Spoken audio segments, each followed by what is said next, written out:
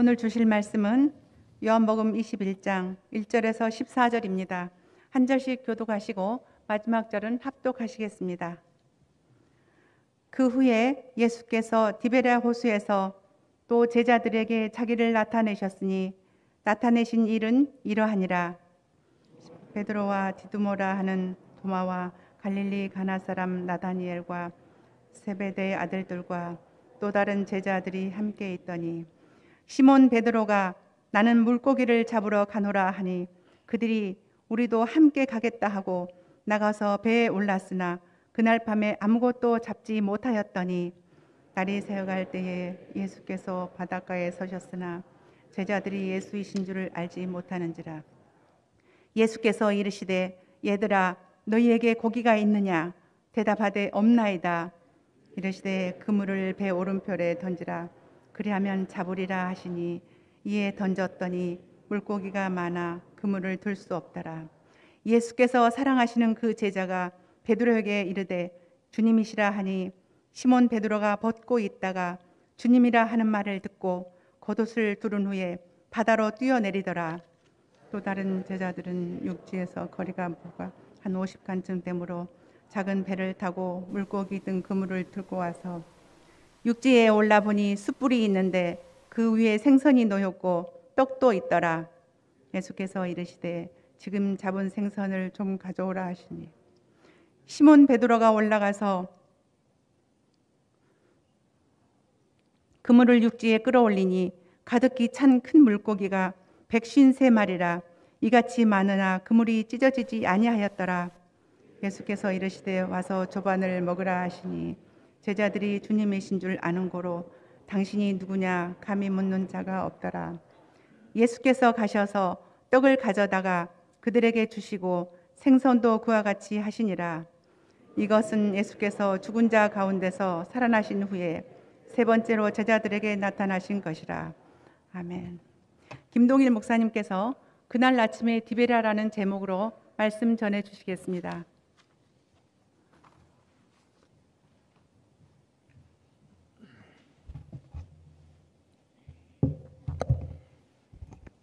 기도하십니다.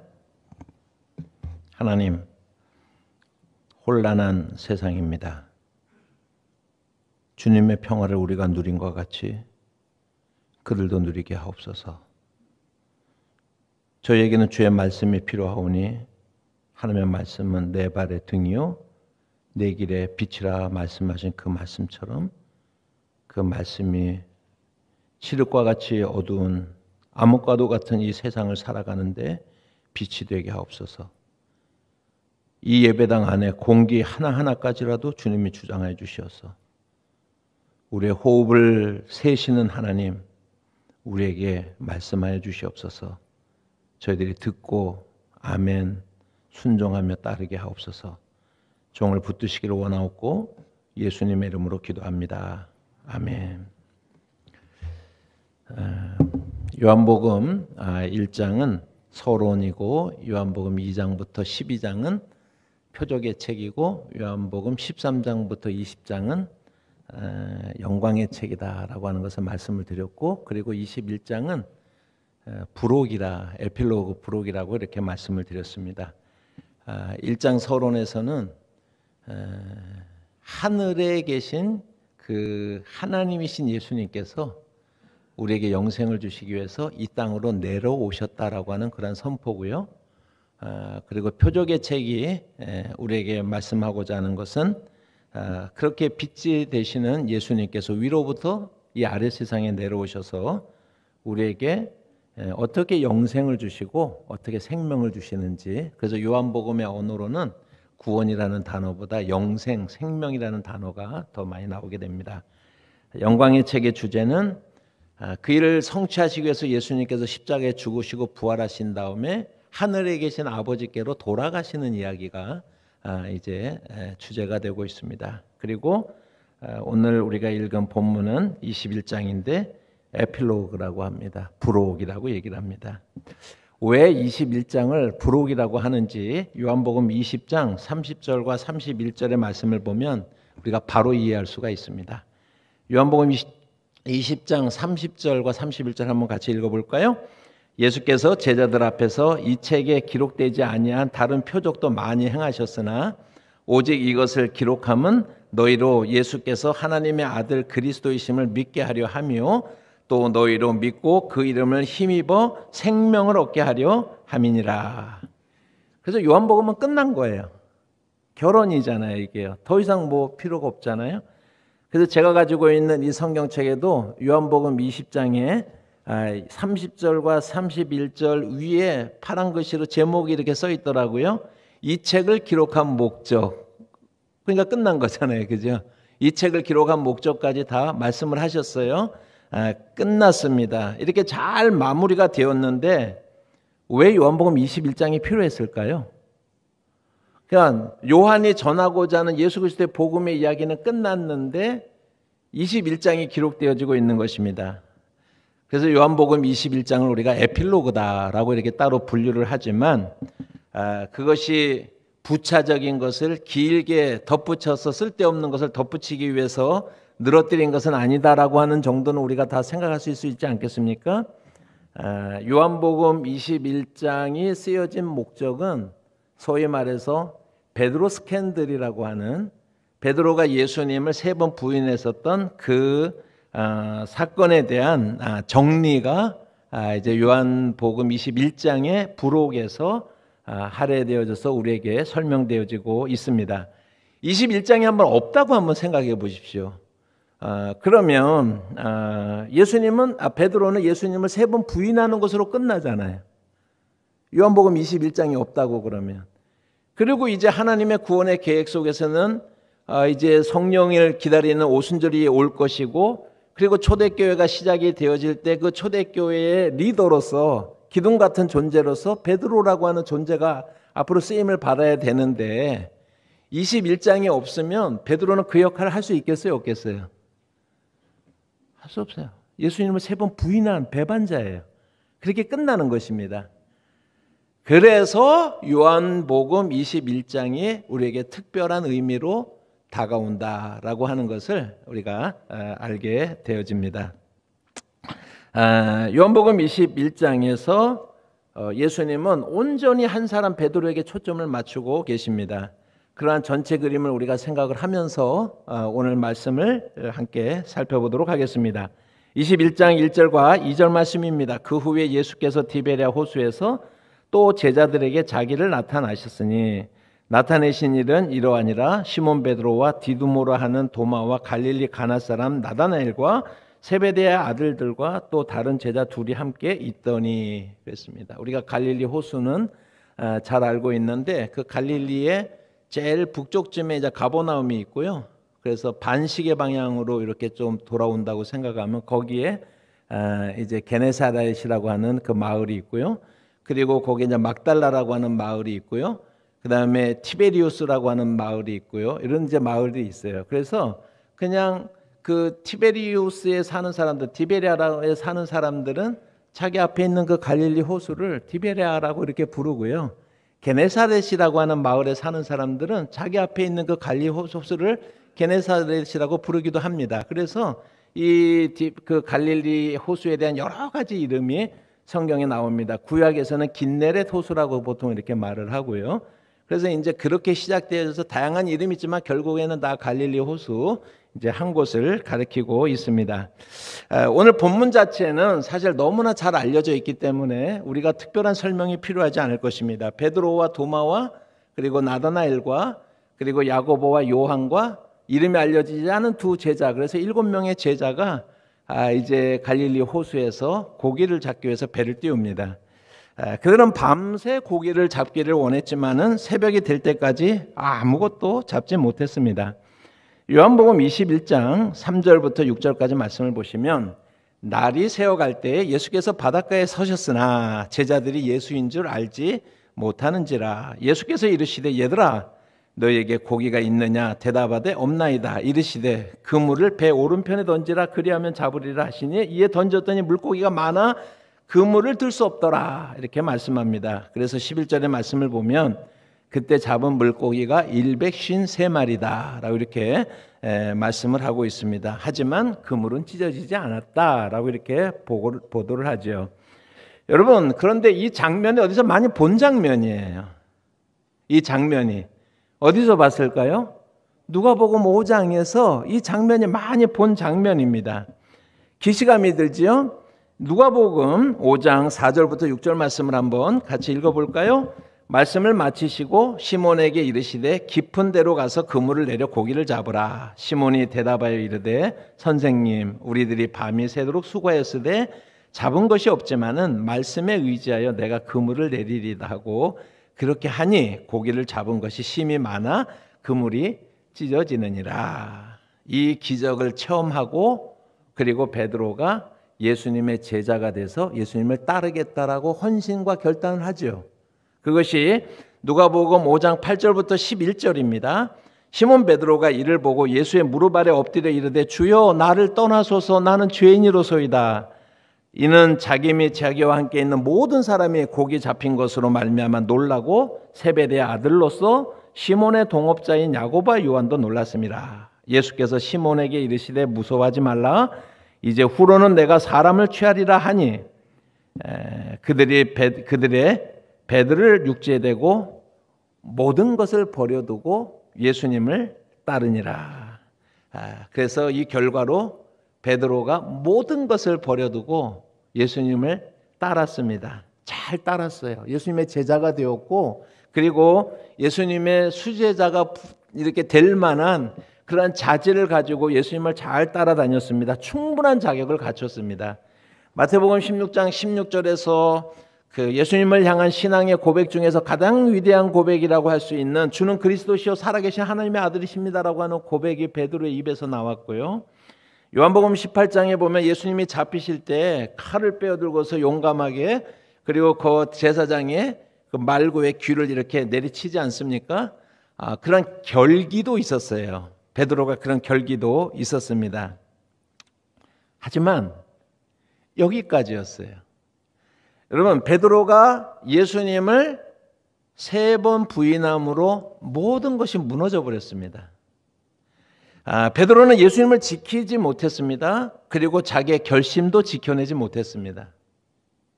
다 주를 버릴지언정 나는 결단코 주를 버리지 않겠습니다라고 고백하지 않았습니까? 모든 것이 이렇게 이제 다 끝날 것 같은 그런 상황 속에서 반전이 일어났죠. 예수님이 부활하신 것입니다. 반전이 일어났습니다. 제자들 앞에 나타나셨습니다. 그리고 오늘 본문을 보니 새벽에 디베랴 바닷가에 또 한 번 나타나셨습니다. 사랑하는 성도 여러분, 사실 부활하신 예수님께서 베드로 일로 나다나엘 일로 야고보 요한 일로 다 이렇게 불러놓고요. 차려 열중셔 차려 열중셔 이제 알겠어? 잘하면 돼 알았지? 다시는 그러지 마 라고 말하면 될까요 안 될까요? 그러니까 제가 그냥 좀 이렇게 약간 좀 여러분 좀 재밌게 표현하느라고 그렇게 했는데 그렇게 해서 그들을 회복시켜도 돼요. 사실 예수님이 그렇게 하셔도 되지 않겠습니까? 그런데 예수님은 그렇게 하지 않으셨다라고 하는 것입니다. 예수님에게 그 제자들은 특별히 베드로는 너무나 소중한 거예요. 지금요. 차려 열중셔 차려 열중셔 이게 아니에요. 지금요. 예수님께서. 그래서 그 베드로를 어떻게 회복시키기 위해서 제자들은 실패했지만 예수님은 한 번도 그 제자들을 포기하지 않으셨거든요. 우리 지난번에 말씀드렸죠. 13장 1절에 영광의 책의 첫 문장이 뭐였습니까? 자기가 아버지께로 돌아가실 때가 된 줄로 알고 자기를 따르는 제자들을 사랑하시되 어떻게 사랑하신다고 그랬어요? 끝까지 사랑하시느니라. 끝까지 사랑하시느니라. 결심하셨잖아요. 예수님이요. 여러분 얼마나 소중한 제자들이다라고 하는 것입니다. 제자들은 실패했지만 예수님은 제자들을 포기하지 않으셨을 뿐만 아니라 베드로는 예수님을 부인했지만 예수님은 베드로를 한 번도 부인하지 않으셨습니다. 예수님에게는 그 소중한 베드로인 것입니다. 장차 예수의 하나님의 나라 운동이 교회를 통해서 지속되어질 것입니다. 그리고 베드로는 교회의 기둥이 되어야 될 그런 존재인 것입니다. 그 베드로를 예수님께서 세밀하게 준비하셔서 회복시키시는 거예요. 여러분, 주목하는 것은 장소와 환경입니다. 디베랴 바닷가. 이것은 누가복음 5장에서, 그러니까 예수님이 지금 베드로를 회복시키는데 예수님의 계획, 플랜이 있습니다. 그리고 그 장소를 섬세하게 선택하신 거예요. 신중하게 선택하였습니다. 그리고 그 선택된 장소가 디베랴 바닷가입니다. 그런데 그것은 바로 베드로가 첫 번째 예수님에게 헌신하고 주님을 따르기로 했던 첫사랑의 그 장소로 예수님이 다시금 베드로를 불러내신 것입니다. 여러분, 베드로의 믿음의 여정에서 첫사랑의 장소죠. 첫 번째 헌신의 장소죠. 오늘 디베랴에서 그랬었던 것처럼 베드로가 처음 예수님을 따르기로 한 그 누가복음 5장의 그 갈릴리에서도 밤새도록 고기를 잡지 못했어요. 여러분, 그날 베드로가 말씀에 의지해서 그물을 던졌을 때 그 그물이 찢어질 만큼 많은 고기가 잡혔던 것처럼 이날 아침 디베랴 바다에서 예수님이 그 배 우편에 그물을 던지라 그래서 던졌더니 153마리가 되는 그런 고기가 잡혔습니다. 첫 번째 부르심을 받았던 그 게네사렛 호숫가에서 베드로는 주여 나를 떠나소서 나는 죄인입니다 라고 하는 그러한 고백을 했습니다. 그리고 오늘 디베랴에서 베드로는요, 주여 나는 죄인입니다. 예수님을 배반한 죄인입니다. 예수님을 쳐다볼 수 없는 죄인이 돼버리고 말았습니다.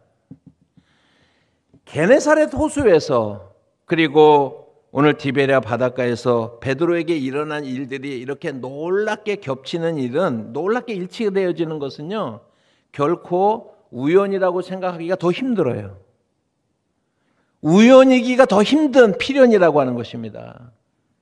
그렇지 않습니까? 그날의 식탁, 그날의 분위기, 그날의 메뉴, 그날의 말씀, 모든 것이 지금 예수님께서 세밀하게 준비해서 베드로를 회복시키시는 거예요. 그 사랑하는 베드로를 회복시키는 것입니다. 이렇게 결정된 주님의 선택이 바로 베드로를 첫 번째 불러내셨던 그 장소라고 하는 것입니다.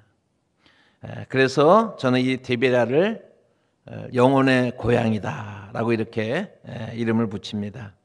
소울 플레이스라고 하는 말이 가능한지는 모르겠는데, 우리가 보통 소울메이트라고 하는 것은 뭘 말합니까? 영혼의 친구라고 그렇게 말을 하지요. 소울메이트. 여러분, 부부가 소울메이트면 정말 아름답지만 모든 부부가 소울메이트가 되는 것도 아니에요. 그리고 그렇습니다. 소울푸드라고 하는 것이 뭐죠? 먹을 때 그 먹는 이에 영혼을 감싸주는 음식을 말하는 것입니다. 물론 영어에서 첫 번째 단어는 흑인들의 그 독특한 음식을 표현하기는 하지만 거기서부터 이제 발달하는 것입니다.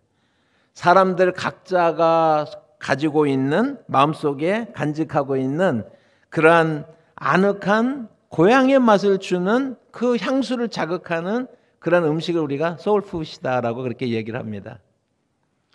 저도 마찬가지지만 한국 사람들은 어렸을 때 아프면은 부모님이 죽을 끓여주셨죠. 그래서 우리에게는 죽이 한국 사람들에게는 소울푸드예요. 그런데 미국 사람들에게는요, 똑같은 상황에서 닭고기 수프를 끓여줍니다. 그래서 치킨 수프이 그들의 소울푸드입니다. 그래서 여러분, 치킨 수프라고 하는 제목으로 많은 어떤 이렇게 좋은 글들이 실어진 그런 책이 시리즈로 이렇게 나온 적이 있지 않습니까? 그것이 치킨 수프이라고 하는 단어 자체가 우리의 죽이라고 하는 것처럼 허약해졌을 때, 아팠을 때 우리에게 생기를 다시 북돋워주는 그런 음식이라고 하는 그 의미가 문화적으로 담겨 있는 것입니다. 그런 의미에서 디베랴는 우리에게 소울 플레이스다라고 이렇게 생각이 되어져요. 우리의 영적인 고향과도 같은 그런 장소가 아닌가 생각이 되어집니다. 사랑하는 성도 여러분, 우리 각자에게는 우리의 디베랴가 다 있어야 됩니다.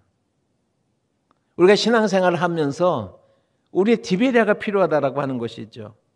처음으로 예수님을 인격적으로 영접하고 감격했었던 그 첫 번째 그 부르심, 우리의 삶의 왕좌를 주님께 기꺼이 내려드렸던 여러분 그 경험.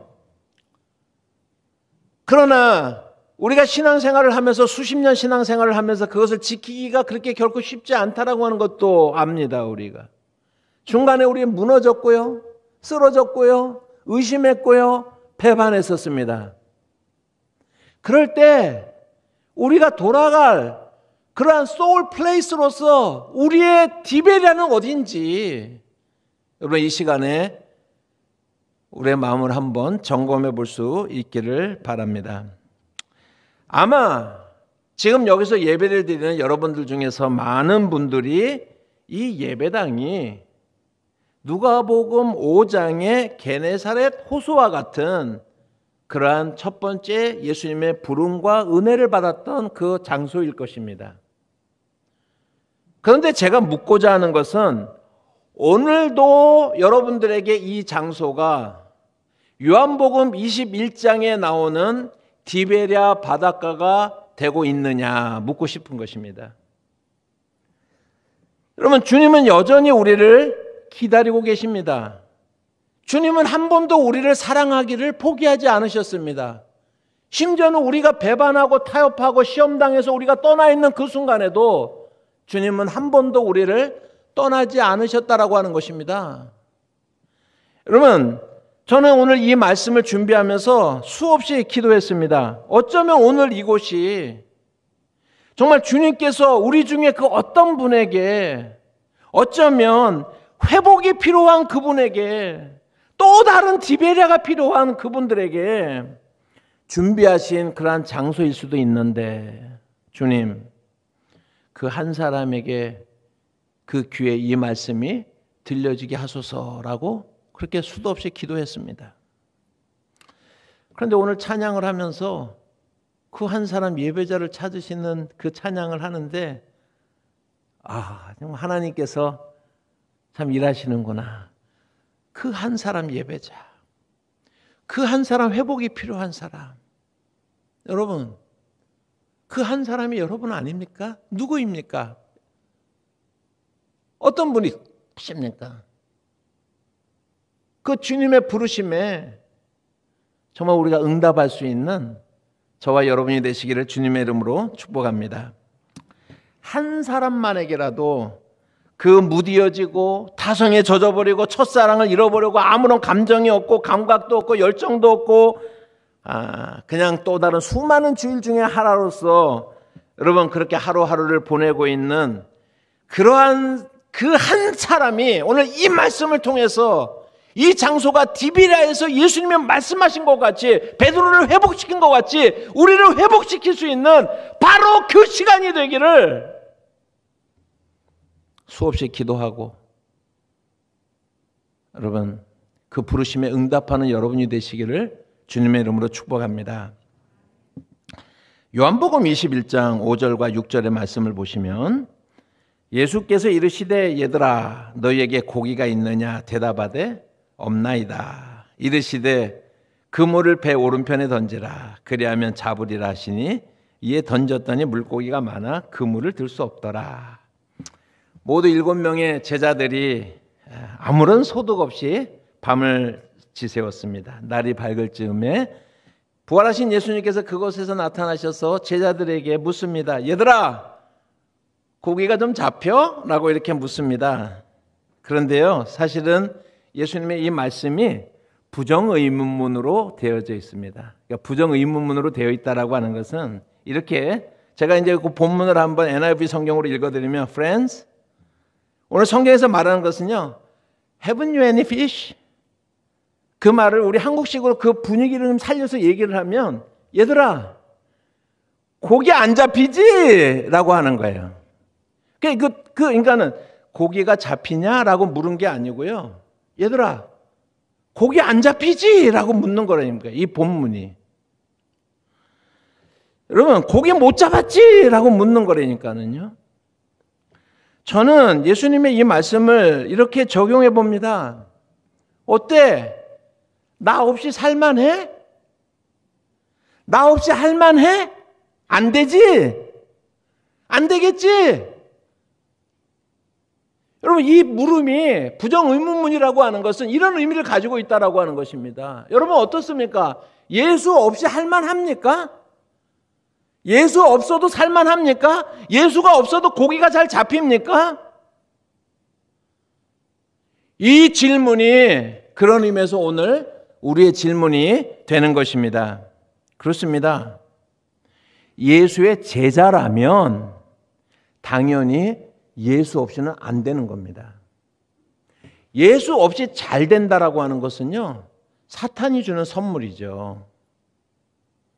여러분, 우리가 예수님을 떠났는데 잘 된다라고 하는 것은 거짓말이죠. 오늘 저와 여러분들이 한번 이 시간에 한번 질문할 수 있기를 원합니다. 저는 제 자신에게 이렇게 물어요. 동일아 어때? 나 없이 되겠어? 저요. 아니요, 주님. 주님 없으면 안 되겠어요. 주님 없이는 아무것도 할 수가 없어요. 여러분들의 고백은 어떻습니까? 여러분 이렇게 한번 대답해 보시겠습니까? 네, 예수님. 아니요. 주님 없이는 안 되겠어요. 여러분, 제가 한번 이렇게 묻습니다. 고기 안 잡히지? 여러분, 이렇게 한번 대답해 보시기 바랍니다. 네, 예수님 없이는 안 잡혀요. 한번 대답해 보시기 바랍니다. 자, 같이 한번 해볼까요? 네, 예수님 없이는 안 잡혀요. 예수님 없이는 안 되겠어요. 우리는 예수님이 필요해요. 이것이 오늘 디베리아에서 베드로에게 요구되어지는, 제자들에게 요구되어지는 답변이었고 우리의 고백이 되어지기를 주님의 이름으로 축복합니다. 여러분, 그렇습니다. 우리는 예수님 없이 안 되겠습니다. 예수님께서 베드로를 회복시키는 이 주님의 섬세함과 세밀함에 대해서 우리가 말씀을 나누고 있는데, 베드로의 입장에서 이제 한번 볼까요? 베드로 입장에서 보면은요, 자기가 그때는 깨닫지 못했지만 베드로의 회복은 두 단계를 거쳐서 이루어지고 있어요. 그래서 이 요한복음 21장은 두 번째 단계예요. 두 번째 단계. 그러면 첫 번째 단계가 뭐냐? 여러분, 그것은 베드로가 예수님을 3번 부인하는 그 장면에서 첫 번째 회복의 걸음이 시작이 되어지고 있습니다. 누가복음 22장 54절부터 60절까지 말씀 한번 보도록 하겠습니다. 누가복음 22장 54절부터 60절입니다. 같이 한번 읽어볼까요? 예수를 잡아 끌고 대제사장의 집으로 들어갈새 베드로가 멀찍이 따라가니라. 사람들이 뜰 가운데 불을 피우고 함께 앉았는지라.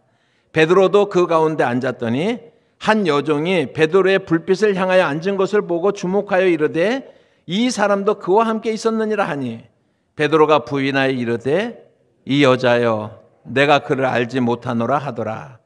조금 후에 다른 사람이 보고 이르되 너도 그 도당이라 하거늘 베드로가 이르되 이 사람아, 나는 아니로다 하더라.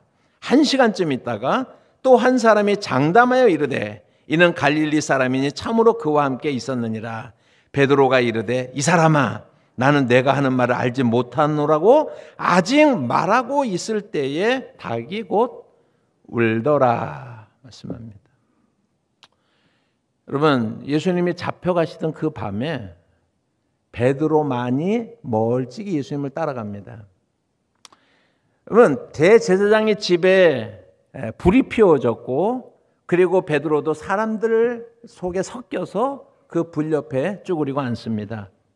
사실 이 정도만 해도 대단한 것이죠. 사실요, 다른 제자보다 다른 것입니다. 다른 제자들 다 도망가 버렸잖아요. 그런데 베드로의 행동은 역시 베드로다, 칭찬할 만한데 딱 여기까지였다라고 하는 것입니다. 베드로는 예수님을 3번 부인을 했습니다.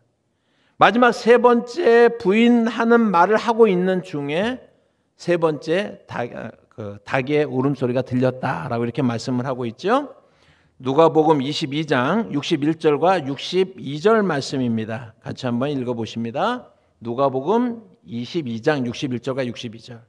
주께서 돌이켜 베드로를 보시니 베드로가 주의 말씀 곧 오늘 닭 울기 전에 내가 3번 나를 부인하리라 하심이 생각나서 밖에 나가서 심히 통곡하니라. 베드로가요, 3번째 예수님을 부인하고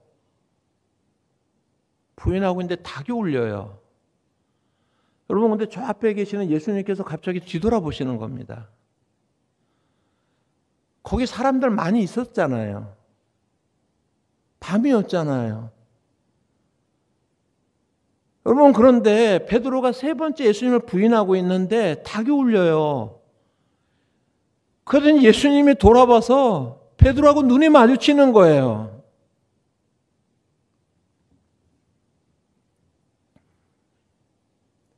많은 시간이 필요한 게 아니라, 베드로야, 내가 말했지. 네가 닭이 울기 전에 3번 나를 부인할 거라고 내가 말했지. 여러분, 그 순간을 한번 상상해 보시기를 바랍니다. 그 짧은 시간 아니었겠습니까? 여러분, 아주 그 짧은 눈 마주침의 시간이 베드로에게 주었을 충격을 우리 한번 생각을 해봐야겠습니다.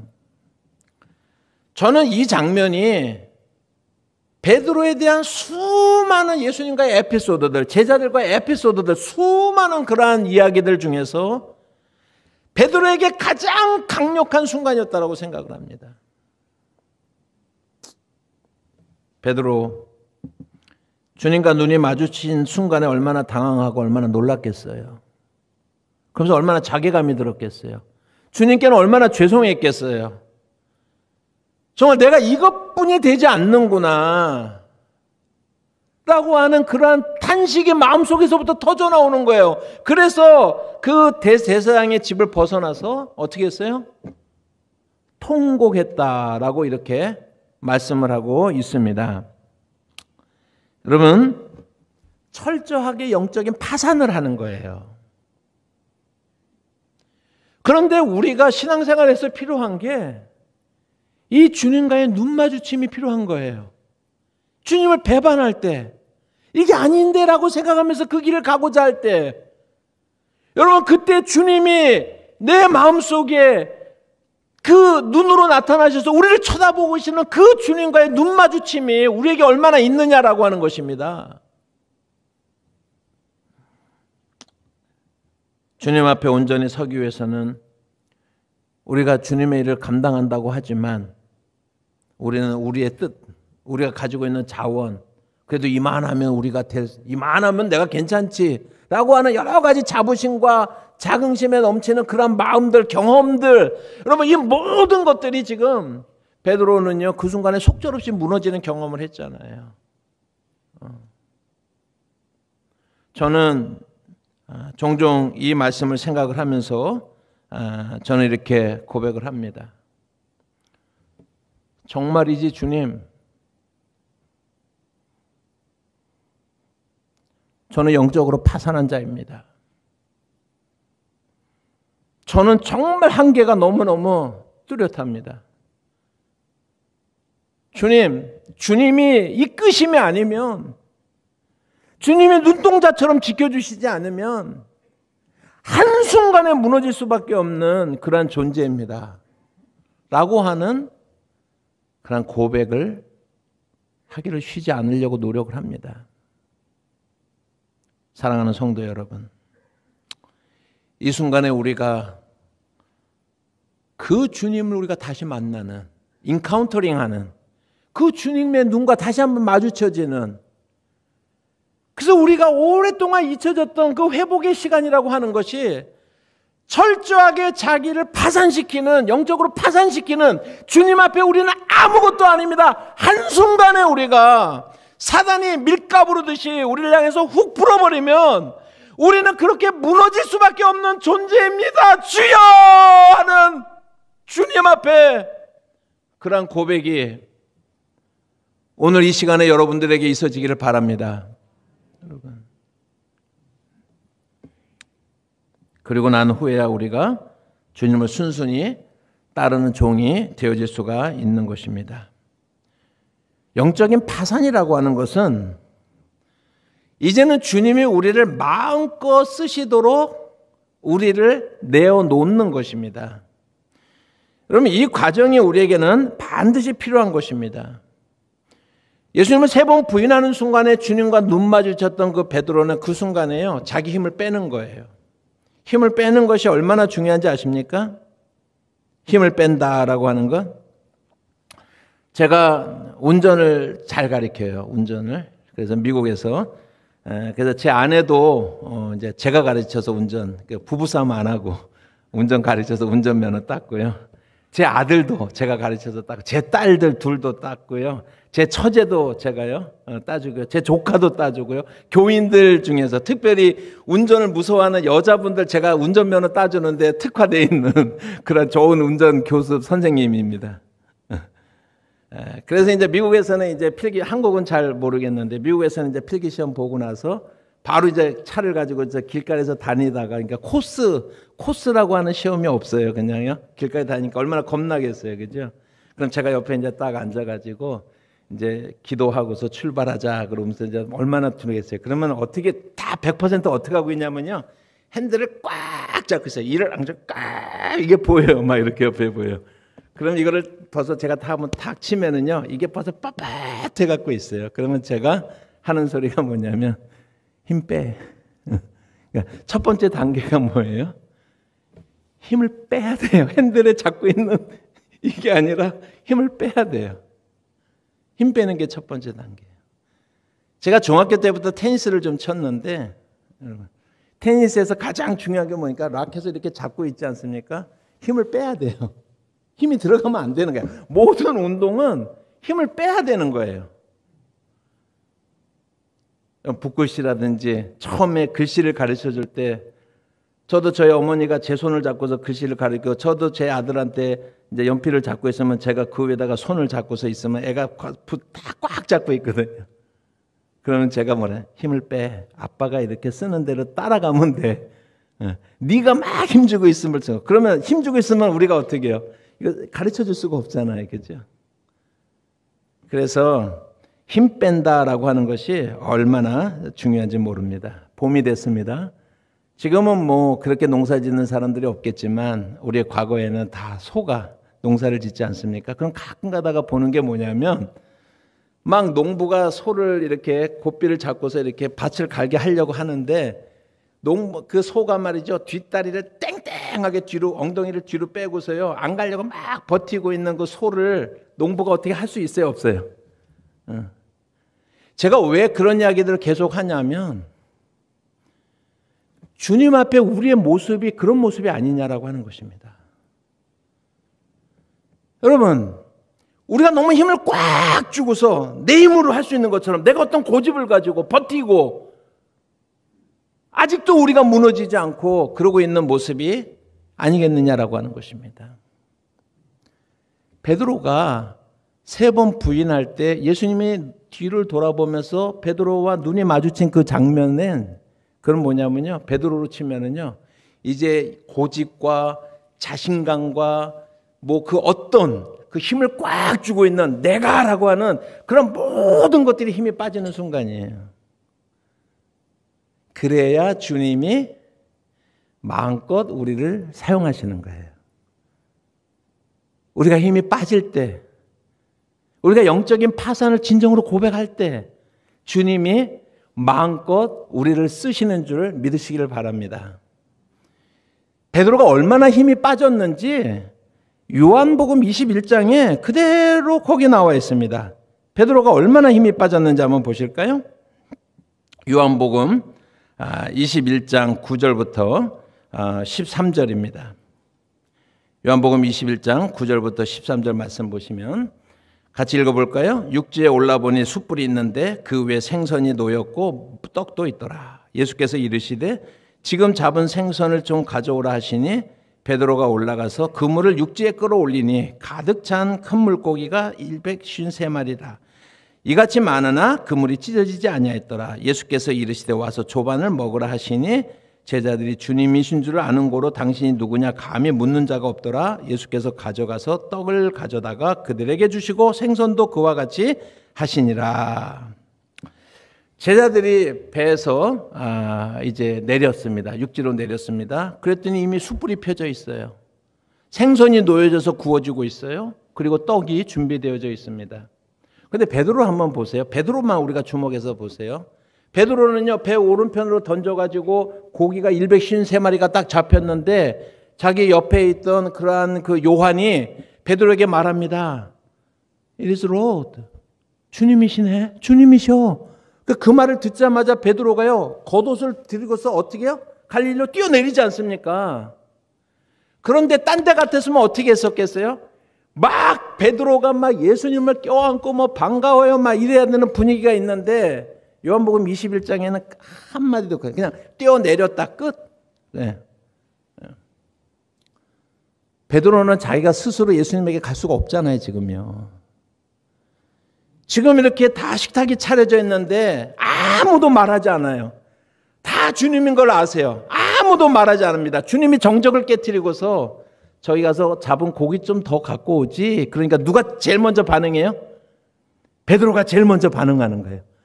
그래서 가서 막 그물을 잡았고 쉬어보니까는 그 그물 거기에서 고기를 갖고 오고 베드로가 해요. 그러나 주님 앞에 아무 말도 할 수가 없습니다. 아무 말도 할 수가 없습니다. 우리가 다음 주에 좀 더 보겠지만은 네가 젊어서는 네가 가고 싶은 곳으로 갔지만 우리 다음 주에 그 말씀에 대해서 우리가 다음 주에 좀 더 볼 터인데 힘이 빠져 있는 것입니다. 뭐 아무 말도 할 수가 없죠. 영적인 파산을 경험하게 되는 거예요. 그래서 이제 주님께 온전히 우리가 내어 맡겨드리게 되는 것입니다. 우리 공동체 안에서 여러분들의 방법, 여러분들의 경험이 아니라 여러분 주님이 우리를 온전히 주장할 수 있도록 우리 자신을 내려놓고 우리가 다시 한번 영적인 파산을 선포하고 주님이 우리를 세우시는 그 세우심을 따라서 우리가 고백하며 나아가겠습니다라고 하는 적어도 그러한 결단이 이 시간에 있어지기를 주님의 이름으로 축복합니다. 여러분 불도 피워져 있습니다. 생선도 구워지고 있습니다. 그리고 떡도 나눠지고 있습니다. 예수님은 제자들과 함께 늘 식탁 공동체를 이루셨습니다. 그런데 그 중에서 특별히 두 가지 장면을 꼽으라고 한다면 첫 번째는 무조건 최후의 만찬의 공동 식사겠죠. 그리고 만약에 두 번째를 꼽으란다면 저는 이 장면을 꼽고 싶어요. 소박한 아무것도 없는 그런 만찬이겠지만 여러분 그 어색한 분위기 속에서 주님은 평안을 유지하는 것입니다. 그리고 그 제자들을 포기하지 않으십니다. 그래서 주님께서 직접 그들에게 떡을 주시고 또 고기를 나누어 주시고 생선을 나누어 주시고 그 마음 여러분 혹시 여러분들의 자녀 가운데서 혹시 말썽을 피웠던 사람들이 있다면 몇 날 며칠 만약에 가출을 했다. 어쩌면 여러분들이 가출하신 분들도 있을 거지만 옛날에 저는 가출 안 했습니다. 그런데 집에 막 이렇게 갖고 들어왔더니요. 어머니가 아무 말씀하지 않으시고 따뜻하게 밥을 해가지고 이렇게 나눠주는 거예요. 묻지를 않으세요. 잘했니 잘못했니 묻지를 않으세요. 그냥 그 밥을 따뜻하게 생선도 볼가가지고 이렇게 딱 이렇게 주시고. 여러분 그 식사는 아마 밥 반 눈물 반의 식사가 아니었겠어요? 주님과 우리가 이러한 식탁 공동체 감격과 은혜 속에서 눈물로써 입으로는 밥이 들어가지만 눈에서는 눈물이 쏟아지는 주님은요 제자들을요 말로서 열중셔 차례로 그렇게 회복시키신 것이 아니라 주님이 얼마나 그들을 사랑하시는지 이러한 방법으로 우리들에게 보여주신 것처럼 오늘 이 시간에 저와 여러분이 그 주님의 사랑에 녹아나는 여러분 그 사랑이 우리의 마음속에 녹아내려지는 그러한 경험이 그러한 레마의 순간이 이 시간이 되어지기를 주님의 이름으로 축복합니다. 여러분 여기에서 저는 이제 2008년도에 그 성지순례를 이렇게 갔는데, 미국에서 교단 목사님들 수십 명 한 거 이렇게 성지순례를 갔는데, 제가 좀 리더십에서 여러 가지 이제 준비를 하는데, 곳곳에서 우리가 예배도 드리고 이제 그렇게 공부도 하고 이렇게 하는데, 갈릴리에 가가지고 제가요 고집을 피웠어요. 우리가 갈릴리에 가서 배를 띄우고 거기에서 우리가 성찬식을 하기로 했거든요. 그러니까 제가 그렇게 하기로 했어요. 왜냐하면 의도가 있기 때문에 제가. 그래가지고요, 저보다 연배도 많고 이제 선배 목사님들도 많으신데, 갈릴리 성찬식은 내가 합니다 라고 그렇게 선언을 딱 했어요. 선언을 했어요. 그리고 제가 이제 그날 성찬식을 하면서 설교를 잠깐 하면서 제가 요한복음 21장을 말씀드렸어요. 베드로를 불러내셨던 디베랴, 베드로를 회복시켰던 그 디베랴, 오늘 우리가 그 갈릴리 바다에서 성찬의 떡을 나누고 성찬의 잔을 나누면서 저는 얼마나 감격스러운 마음인지 모릅니다. 이곳에서 베드로를 회복시킨 주님께서 저를 회복시킬 줄로 믿습니다.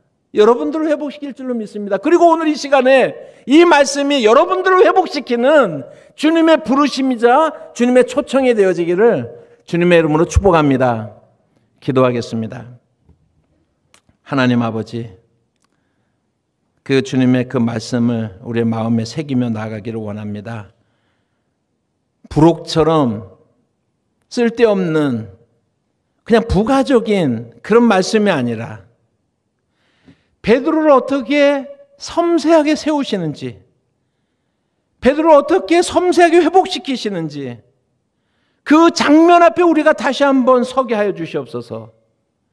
우리도 다 영적으로 파산한 자와 같습니다. 우리도 다 주님을 배반하였습니다. 그런데 우리의 눈에는 눈물이 없습니다. 주님, 우리가 주님을 배반하는 그 순간에 주님이 뒤를 돌아보사 베드로와 눈이 마주쳤던 것처럼 이 시간에 우리의 영혼이 그 주님의 눈과 마주치는 경험을 이 순간에라도 우리가 하게 하여 주시옵소서. 우리의 모든 그러한 결심과 결단과 또 우리의 모든 그러한 수고까지라도 내가 중심이 되면 아무것도 아닌 것을 고백하게 하시고, 이 시간에 우리가 영적으로 파산되었음을 고백하고 주님의 뜻대로 주님이 원하시는 대로 우리가 순종하며 따르겠습니다. 힘을 다 빼는 이 예배 시간이 되게 하옵소서. 예수님의 이름으로 기도합니다. 아멘.